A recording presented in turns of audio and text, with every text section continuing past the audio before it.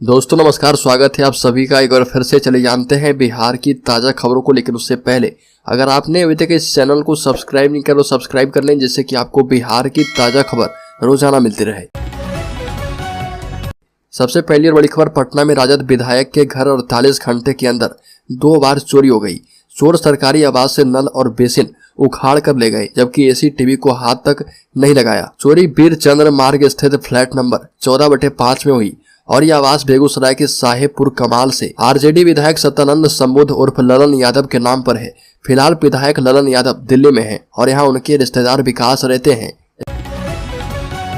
एक और बड़ी खबर की बात करें तो बिहार के औरंगाबाद में पूर्व गवर्नर और एक लेडी आईपीएस अफसर के बीच बहस का वीडियो सामने आया। इस वीडियो में रिटायर्ड आईपीएस पूर्व सांसद और केरल नागालैंड के पूर्व राज्यपाल निखिल कुमार और सदर एसडीपीओ स्वीटी शेरावत दिख रही है। निखिल कुमार लोगों की शिकायत लेकर एसडीपीओ के आवास पहुंचे थे। लेडी आईपीएस से मिलने के बाद उन्हें काफी देर तक इंतजार करना पड़ा। आईपीएस अफसर के बाहर आने पर जब पूर्व राज्यपाल उनसे बात करने गए तो उन्होंने दफ्तर आने की बात कही, जिसके बाद दोनों में बहस हो गई। बड़ी खबर, किशनगंज में भाजपा के खिलाफ जदयू ने निकाला मशाल जुलूस।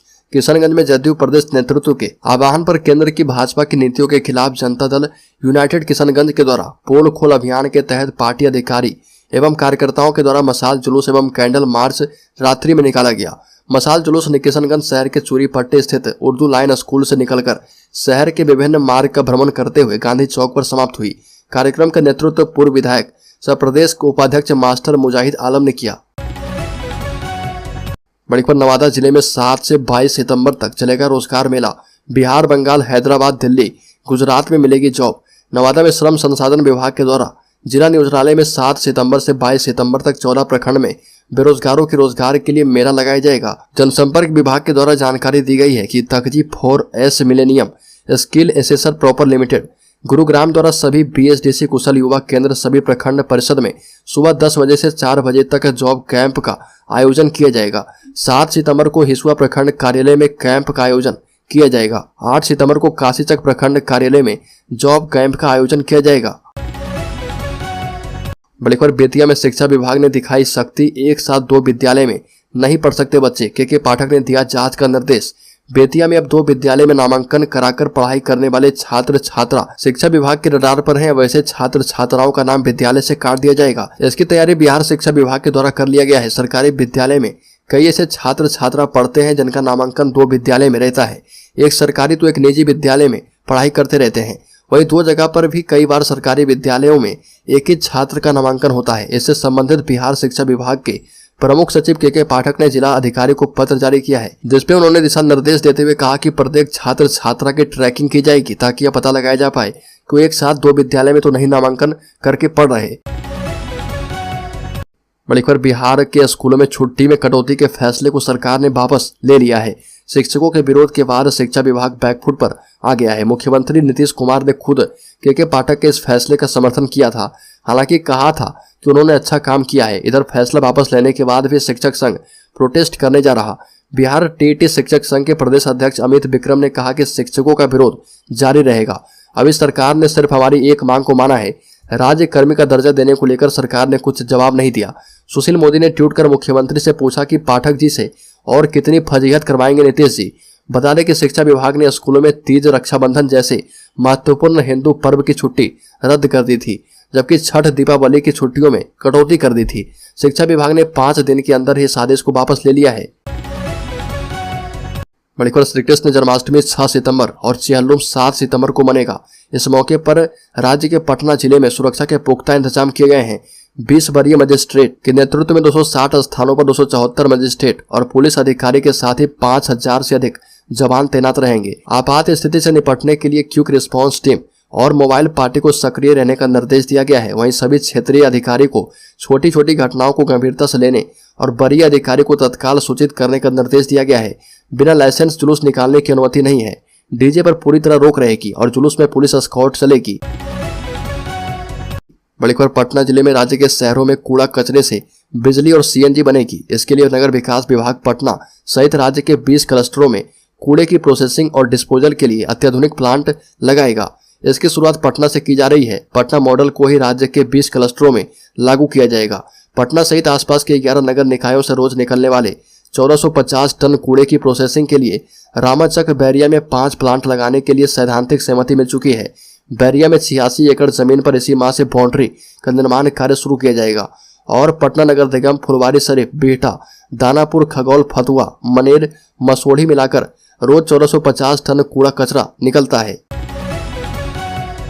बड़ी खबर, प्राथमिक स्कूलों के शिक्षक भर्ती में बीएड अभ्यर्थियों को बाहर करने के सुप्रीम कोर्ट के फैसले के बाद डीएलएड अभ्यर्थी खासे खुश हैं और प्राथमिक स्कूलों के शिक्षक भर्ती से बीएड को बाहर करने के सुप्रीम कोर्ट के फैसले के बाद डीएलएड में प्रवेश के लिए आवेदन की बाढ़ आ गई है। राष्ट्रीय डीएलएड महासंघ के राष्ट्रीय अध्यक्ष बीर सिंह ने कहा कि इन्होंने बीपीएससी 2023 रूलबुक को चैलेंज किया था, जिसमें उन लोगों की जीत हुई है। बिहार सरकार की ओर से बीएड वाले को भी काउंसलिंग प्रक्रिया के लिए बुलाया गया था, लेकिन अब जब सुप्रीम कोर्ट का फैसला आने के बाद इस रूलबुक में परिवर्तन किया गया है। बड़ी खबर, गया पॉक्सो कोर्ट ने गैंगरेप के 3 दोषियों को दी उम्र कैद की सजा, पीड़िता को 2 लाख का मुआवजा। गया पॉक्सो कोर्ट ने सामूहिक दुष्कर्म के एक मामले में सजा सुनाई है, जिसमें 3 दोषियों को आजीवन कारावास की सजा दी गई। इस मामले में पॉक्सो कोर्ट ने 9 माह में अपना फैसला सुनाते हुए पीड़िता को न्याय दिया। बिहार के गया में पॉक्सो कोर्ट का बड़ा फैसला सामने आया और कोर्ट के सोर्स के मुताबिक पॉक्सो कोर्ट का यह फैसला सिर्फ 9 महीने में आ गया। कोर्ट के विशेष जज असिताब कुमार की कोर्ट में दुष्कर्म के दोषियों जैदी खान, कक्कू खान और मुदस्सिर खान को सजा सुनाई गई। बड़ी खबर, रिश्तेदार को गोली मारी तो नीतीश सरकार पर बरसे आरसीपी सिंह। बिहार के नालंदा जिले के सिलाव थाना क्षेत्र के धरारा गांव में बदमाशों ने पूर्व केंद्रीय मंत्री एवं भाजपा नेता रामचंद्र प्रसाद सिंह के रिश्तेदार को गोली मार दी थी। रिश्तेदारी में पोता लगने वाले प्रगति उर्फ पिंटू को घायल अवस्था में पहले नालंदा में इलाज करवाया गया, बाद में स्थिति गंभीर होते देख पटना रेफर किया गया है। बताया जाता है कि घायल प्रगति और Pintu Bihar Sharif super power grid में टेक्नीशियन के पद पर कार्यरत थे और छुट्टी होने के कारण वो अपने दादा पूर्व केंद्रीय मंत्री एवं भाजपा नेता रामचंद्र प्रसाद सिंह से मिलने के लिए गया था। बड़ी खबर, के पाठक के आदेश से तंग हुए टीचर, 107 शिक्षकों ने एक साथ दिया इस्तीफा, कहा नहीं करेंगे दूसरा काम। बिहार में जब से शिक्षा विभाग का कमान के पाठक ने अपने जिम्मे लिया है, तब से वो आए दिन कोई ना कोई नया फरमान जारी करते रहते हैं, जिससे शिक्षकों में जमीनी स्तर पर काफी नाराजगी नजर आ रही है। कई जगहों पर तो अब टीचर सामने से विभाग के अपर मुख्य सचिव के पाठक के खिलाफ सवाल उठा रहे। इसी कड़ी में अब ताजा मामला भागलपुर से निकलकर सामने आया, जहां पर के पाठक के फरमान से नाराज 107 टीचरों ने एक साथ इस्तीफा दे दिया।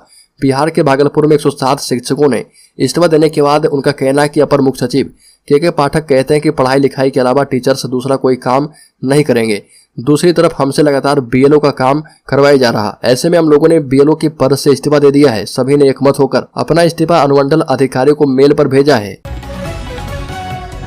बड़ी खबर, बिहार के सीतामढ़ी जिले का एकमात्र बड़ी औद्योगिक इकाई रेगा चीनी मिल की नीलामी की प्रक्रिया पूरी हो गई है। नीलामी में देश के विभिन्न राज्यों की 11 कंपनियां हिस्सा ली थी। सबसे अधिक बोली लगाकर 2 कंपनियों ने संयुक्त रूप से मिल पर कब्जा कर लिया। ध्यान रहे कि 3 वर्षों से मिल बंद है और यह धूल फाक रही है। चीनी मिल का संचालन नहीं होने से मिल प्रबंधन को करोड़ों की क्षति हो चुकी होगी, तो इससे कम यहाँ के किसानों की भी नहीं हुई है। रीगा चीनी मिल की नीलामी के लिए इससे जुड़े नीरज जैन ने बाकायदा विज्ञापन जारी किया था, जिसमें मिल की नीलामी से संबंधित सारी बातों की जानकारी दी गई थी। एक और बड़ी खबर की बात करें तो बिहार में भांग बेचने पर 5 साल की जेल, 1 लाख रुपए जुर्माना भी लगेगा। शराब कारोबारी तो कैद की सजा मिलने की बात आपने सुनी होगी। बिहार में शराबबंदी के बाद ऐसे कई मामले सामने आए। शराब के साथ फिर से गिरफ्तारी हो रही है, लेकिन अब भांग बेचने वालों की भी खैर नहीं। दरभंगा सिविल कोर्ट ने पहली बार किसी भांग बेचने वालों को 5 साल की जेल और 1 लाख रुपए के अर्थदंड की सजा सुनाई है। व्यवहार न्यायालय दरभंगा के उत्पाद अधिनियम के विशेष न्यायाधीश प्रथम सत्यभूषण आर्य की कोर्ट ने यह फैसला सुनाया। इस फैसले में भांग बेचने वाले और शराब कारोबारियों को अलग अलग 3 मामलों में सजा सुनाई गई। उत्पाद विभाग के सहायक स्पेशल पीपी अभय पाठक ने बताया कि बहादुरपुर थाना क्षेत्र के बलभद्रपुर नवटोल के निवासी देवेंद्र झा और मिथिलेश झा को भांग बेचने के आरोप में दोषी करार दिया गया था। मणिपुर बेतिया में भाजपा नेता की चाकू से गोद कर हत्या। बेतिया में घात लगाकर बैठे अपराधियों ने बीजेपी के ग्रामीण मंडल के अनुसूचित जाति मोर्चा के अध्यक्ष सोनू कुमार की गला रेत कर हत्या कर दी। सोनू बेतिया प्रखंड में बड़का पर्वत पंचायत के हरदिया वार्ड संख्या 15 के पूर्व वार्ड सदस्य भी रह चुके हैं। घटना उस समय हुई जब सोनू और उसका दोस्त सुजीत प्रतिदिन की तरह सुबह करीब 4 बजे टहलने के लिए घर से निकले थे। वापसी के दौरान अपराधियों ने उनके घर से करीब 250 मीटर दूर गर्दान पोखर से गोड़बा टोला जाने वाली सड़क पर घटना को अंजाम दिया।